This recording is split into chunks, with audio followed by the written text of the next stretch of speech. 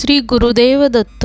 अध्यात्म म्हणजे काय? मनासारखे कोणाला जगता येत नसते, परिस्थितीनुसार जगायला शिकवणारे शास्त्र म्हणजे अध्यात्म। अध्यात्म म्हणजे मुळात कोणतीही धार्मिक गोष्ट नाही। अध्यात्म म्हणजे वरिष्ठांच्या प्रती आदरभाव असणे, कनिष्ठांच्या प्रती करुणाभाव बाळगणे। अध्यात्म म्हणजे आपल्यामुळे कोणाला त्रास होऊ नये असं वागणं। अध्यात्म म्हणजे वेद वाचण्यापेक्षा वेदना वाचता येणं। अध्यात्म म्हणजे आपलं काम प्रामाणिकपणे करणं, आपलं कौटुंबिक आणि सामाजिक कर्तव्य पार पाडणं। अध्यात्म म्हणजे मुक्या प्राण्यांवर, पशु पक्ष्यांवर प्रेम करणं। अध्यात्म म्हणजे निरपेक्ष सत्कर्म करत राहणे।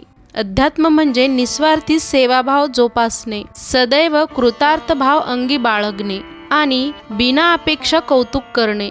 अध्यात्म म्हणजे आपण प्रत्येकाशी सद्भाव आणि सद्भावाने राहणे। अध्यात्म म्हणजे आपण ज्या समाजाचं काही देणं लागतो आणि ते आपलं दिलंच पाहिजे अशी मानसिकता मनाशी सतत बाळगणे। गरजूवंतांना यथाशक्ती आर्थिक आणि शाब्दिक मदत करणे। अध्यात्म म्हणजे आपल्याबरोबर इतरांची देखील प्रगती हो हा भाव अंगी असणे। अध्यात्म म्हणजे साधं, सोपं, सरळ आणि निर्मळ असणं, दिसणं आणि वागणं। अध्यात्म म्हणजे फक्त पूजा पाठ प्रार्थना भक्ती नव्हे, तर अध्यात्म म्हणजे केलेली पूजा पाठ प्रार्थना आणि भक्ती याप्रमाणेच आपली प्रत्येक कृती असणे। थोडक्यात अध्यात्म म्हणजे सकाळपासून रात्री झोपेपर्यंत नित्य कर्म कर्तव्य पारदर्शक पद्धतीने पार पाडणे।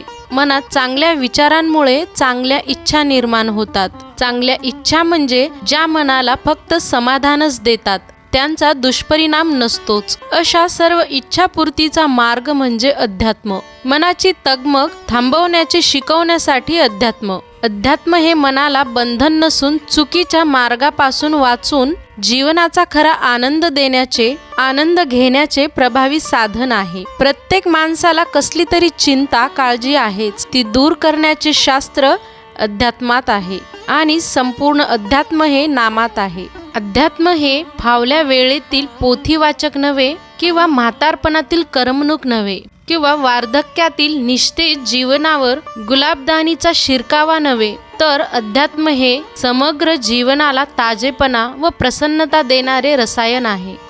धन्यवाद।